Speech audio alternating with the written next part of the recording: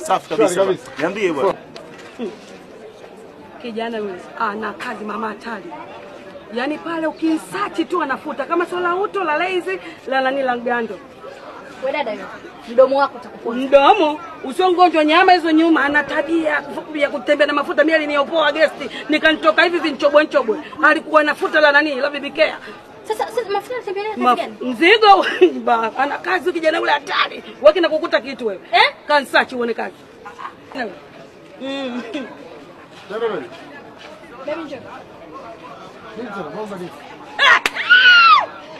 Kunoga mambo leo.